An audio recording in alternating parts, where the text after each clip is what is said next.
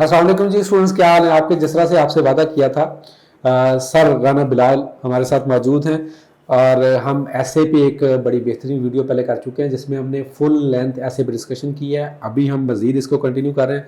Sir thanks for your time. Thank you. Sir Rana Bilal Ravian हैं माशाल्लाह से, एक भरपूर इनका पूरा लाइफ जो है वो अचीवमेंट से भरी पड़ी है। असिस्टेंट प्रोफेसर हैं इंग्लिश के, जिस यूनिवर्सिटी में माशाल्लाह से प्रेसिडेंट रहे डिबेटिंग सोसाइटी के, सोंदी जो ट्रांसलेशन सोसाइटी है उसके रोल ऑफ ऑनर अचीव किया, बेस्ट डिबेटर हैं, फुल ब्राइट स्कॉलर हैं, that we have already discuss. अच्छा सर, अभी ऐसे की टाइप्स पे आते हैं, क्योंकि मैंने जैसा पिछली वीडियो में डिस्कस किया था, अपनी तशनीकी भी है कि हम चीज़ों को करें। क्या इज इट नेसेसरी मैं ऐसे लिख रहा हूँ, मुझे पता हो कि जी ये मैं नैरेटिव ऐसे लिख रहा हूँ, मैं ये आर्गूमेंटेटिव ऐसे लिख रहा हूँ, या whatsoever? Not at all is my answer. अच्छा तो अच्छा, अब जब तो फिर हम जब स्ट्रक्चर की बात करते हैं, सम हो आपने पिछली वीडियो के अंदर कहा कि यार आपको एक स्ट्रक्चर भी फॉलो करना है, फिर उसमें एक उसकी नफी भी आ जाती है। देखें, मैं ये बिलीव करता हूं कि जब हम प्रैक्टिस कर रहे हों एसे की, तो उसमें हमारे पास डिफरेंट टाइप्स के एसेज आते हैं। मसलन एक सोशल एसे है जिसमें आता है कि is education the building block of character. ठीक है, ठीक है, क्वेश्चन मार्क। अब हम इसकी आउटलाइन बनाएंगे तो हमें पता लगेगा कि ये सोशल एसे है, इसकी आउटलाइन बनानी कैसे।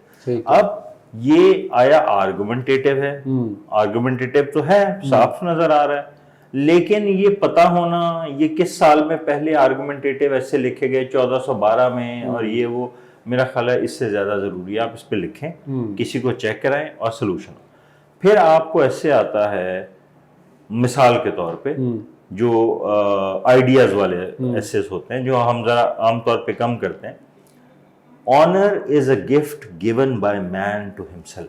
ठीक है, कि इज्जत वो तोहफा है जो इंसान अपने आप को खुद देता है। ठीक हो गया। अब ये ओपन एंडेड है, इसमें पॉसिबिलिटीज हैं, इसमें आइडिया है जिसको एक्सपेंशन ऑफ एन आइडिया। अब ये पता हो कि एक्सपेंशन ऑफ आइडिया है या नहीं है, इससे कोई फर्क नहीं पड़ता। अहम बात यह है कि हमें पता हो कि इस आइडिया को एस्टैब्लिश किस तरह करना है, ये आइडिया सोशल एसे से डिफरेंट किस तरीके से।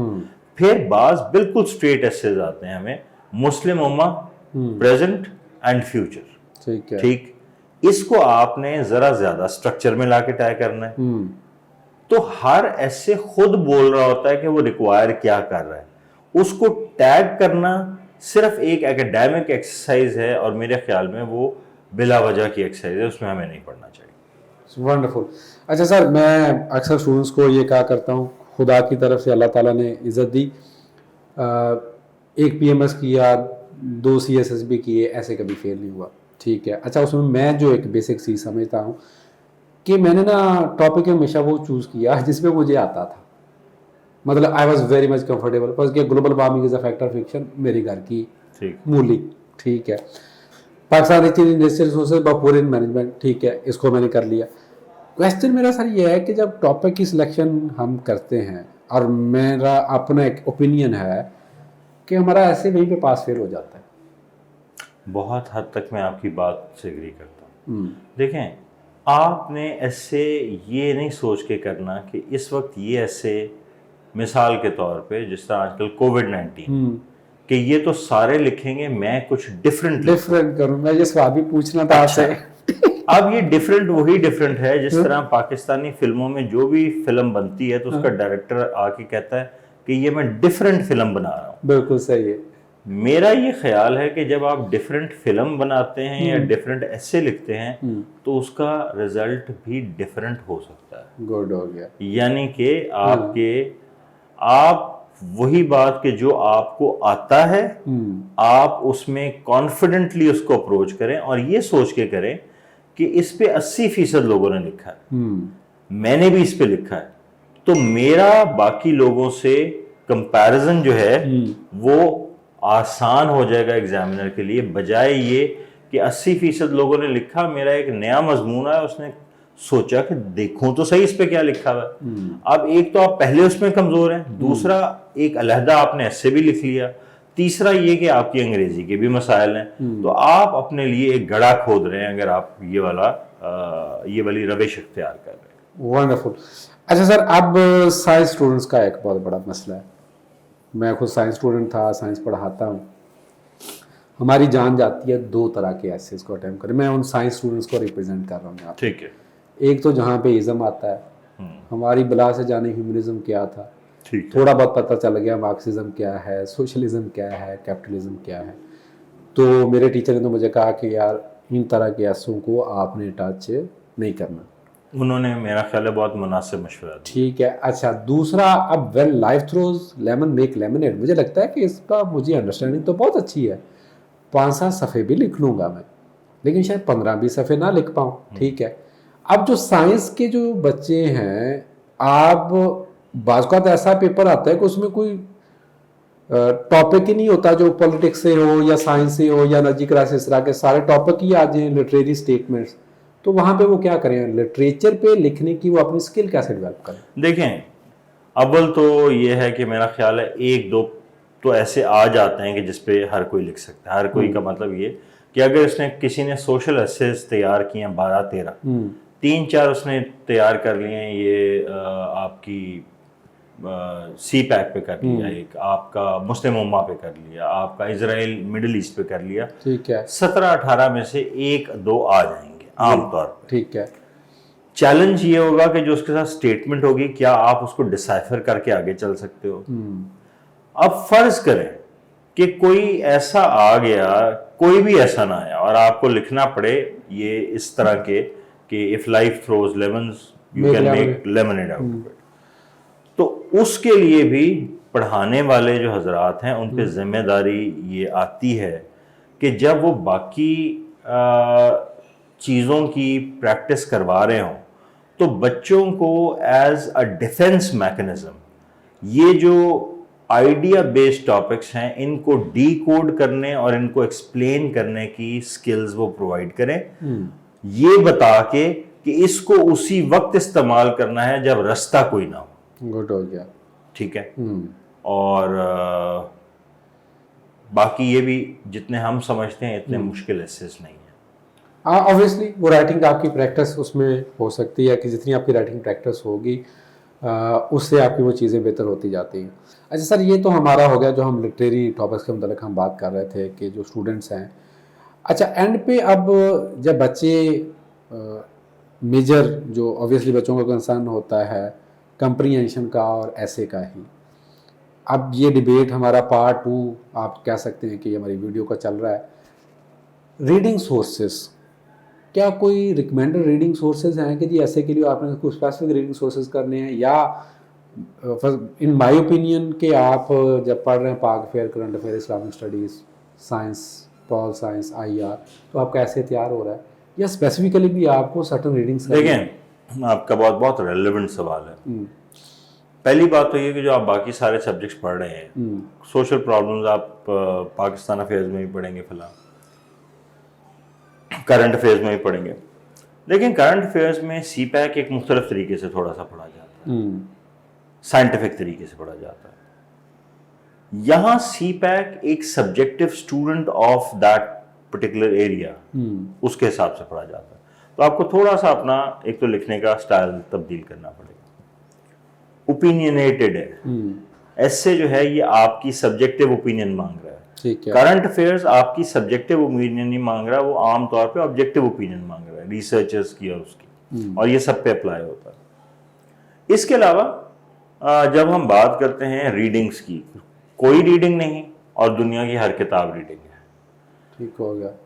इसके आपके टीचर्स को चाहिए और आपको चाहिए कि आप इसको एज अ सब्जेक्ट उठाएं। मसलन ग्लोबलाइजेशन है, आप ग्लोबलाइजेशन ट्रेस करें कहाँ से कहाँ तक शुरू होती है, आप उसका एक डॉक्यूमेंट बनाएं पूरा। वो डॉक्यूमेंट आपने गूगल से लेके बनाया हो 5-6 हज़ार लफ्ज़ों का, फिर उस डॉक्यूमेंट के अंदर जो सारी चीज़ें हैं उनको आप किसी भी मजमून के अंदर इस्तेमाल कर सकते हैं। जो ऐसे स्पेसिफिक मटेरियल है जो मैं अपने स्टूडेंट्स को तो कम से कम प्रोवाइड करता हूँ, वो कोई ऐसा नहीं मैंने छुपा के रखा हुआ है।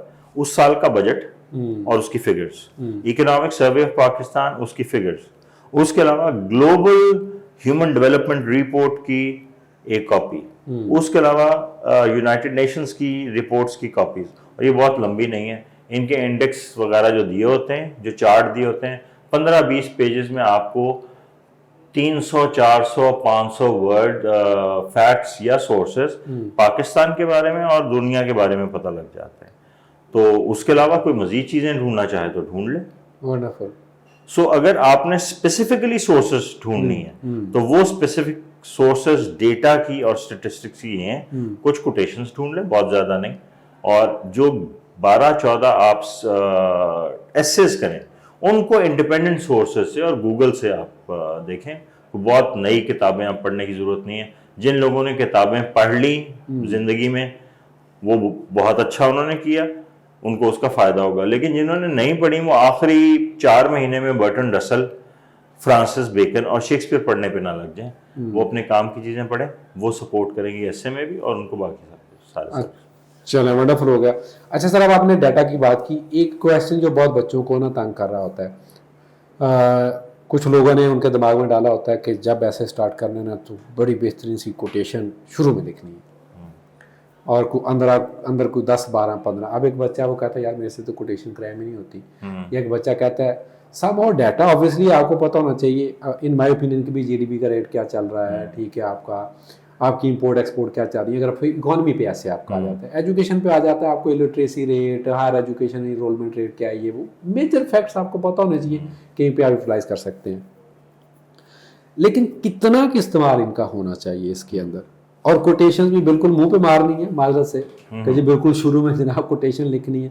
और फिर अगर आप जब डाटा और कोटेशन देते हैं तो कुछ लोग कहते हैं कि जी अगर सोर्स आपको नहीं भी पता तो जी एग्जामिनर को कौन सा पता है, ऐसी कुछ ही लिख दो। रेफरेंस मेंशन करना ज़रूरी है कि नहीं, कि जी वे फलां रिपोर्ट से मैंने ये डाटा लिया है। जी, अगेन वेरी इंपॉर्टेंट क्वेश्चन। देखें, या तो सीएसएस की तैयारी कर लें या अपनी जिंदगी में आसानियां ढूंढ लें। You can hoodwink an examiner, but if you make it a habit of making a fool out of him, you will become a fool somewhere in some other paper.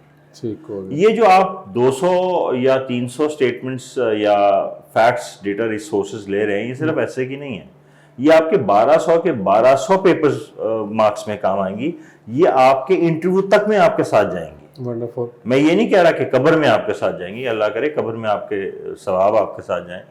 तो अब सवाल ये पैदा होता है कि इनको कितना इस्तेमाल कराएं। कोटेशन, अगर आप मेरी बात समझे, इंट्रोडक्शन वो आपका चाह रहा है, वो चर्चिल का नहीं चाह रहा, एंड जो है वो नेल्सन मंडेला का नहीं चाह रहा, वो आपका चाह रहा है। तो आप इंट्रोडक्शन और कंक्लूजन लिखेंगे तो गलत नहीं होगा, लेकिन वो डिजायर्ड नहीं है। आप दरमियान में कोटेशंस लिखें, 2, 3, 4, 5 लिख दें, 12-14 कोटेशंस लिखने की जरूरत नहीं। हाईलाइट करें, लेकिन मुनासिब तरीके से करें, बचगाना तरीके से, मोटे मोटे मार्करों से ना करें। और आप जो कोटेशंस जो लिखें, डेटा बेहतर है कि उसका रेफरेंस दिया हो, तब ऑथेंटिसिटी तब आती है, और वो बहुत ज्यादा ना दिया हो। अगर साइंस में वही सवाल आएगा ग्लोबलाइजेशन का, उसमें डेटा ज्यादा दिया जाएगा, यानी उस पेपर। एसए के पेपर में डेटा थोड़ा सा माइल्ड दिया जाएगा, क्योंकि और एसए में ना आप कोई डायग्राम बनाएंगे ना कोई टेबल बनाएंगे, उसमें वो आपकी ओपिनियन देख रहा है कि क्या झलक रही है, वो डेटा जो है उसकी बुनियाद पे आप क्या कह रहे हैं, कम्युनिकेट क्या कर रहे हैं। तो मेरा ख्याल, और सबसे बड़ी बात ये, एसए के बारे में लोग सवाल ही पूछते रहते हैं, ये क्या होगा, वो क्या होगा, ये क्या होगा, वो क्या होगा। सवाल ये, आप 10-12 ऐसे लिख के तो देखें। वो ऐसे आपने लिखने को ही नहीं, और आखिरी वक्त तक आपने सवाल खत्म नहीं करने। That's good, that's good। चलिए सर ने जो एंड पे एक आपको एडवाइस की है, जो कि आई वुड आल्सो रिकमेंडेड, ये करने से आएगा, ये पढ़ने से नहीं आएगा। You have to do the practice, और किसी सीनियर मेंटोर से। हम नहीं कहते कि जनाब आप हमारे पास ही हैं, आपका जिस पे ट्रस्ट है, जिस पे आप बिलीव करते हैं कि वो आपको अच्छी एडवाइस देगा, उनसे आप ऐसे अपना एक नहीं, एक हम समझते हैं कि दर्जन के करीब कम से कम आपको ऐसे आपके किसी सीनियर मेंटोर से चेक करवाना चाहिए लाजमी, जिससे आपके राइटअप के अंदर एक मैच्योरिटी आ जाती है। सर कुछ चीज़ आप ऐड ऑन करना चाहें? जो अभी का हमारा जो पार्ट 2 है उसमें को मैंने रेलेवेंट कोई चीज़? उसमें रेलेवेंट चीज़ सिर्फ यही है कि जितना आप लिखेंगे आपकी वोकैबुलरी खुद ब खुद उतना बढ़ेगी। गुड हो गया। जितना आप वोकैबुलरी सिर्फ याद करेंगे तो वो आप अपने कंधों पे एक बोझ डाल रहे हैं जिस बोझ की कोई आउटपुट नहीं है। Wonderful wonderful. जी स्टूडेंट्स, हमारा ये था वीडियो का पार्ट 2। अब हम इंशाल्लाह इस पे ऐसे का इस कोई सर्टन 1-2 ऐसेज जो है वो हम उसकी डेमो भी कर रहे होंगे, जिसमें हम ऐसे का स्ट्रक्चर और इंट्रो कैसे लिखते हैं ये भी हम उस पर कर रहे होंगे, एक प्रैक्टिकल एग्जांपल जिसकी हम करने की कोशिश करेंगे। आपके कोई भी क्वेश्चंस हैं वो आप कमेंट्स में लाजमी लिखिए, हमें दुआओं में भी लाजमी याद रखिएगा। Sir thanks a lot. Thank you very much. Thanks a lot students. अल्लाह हाफिज़।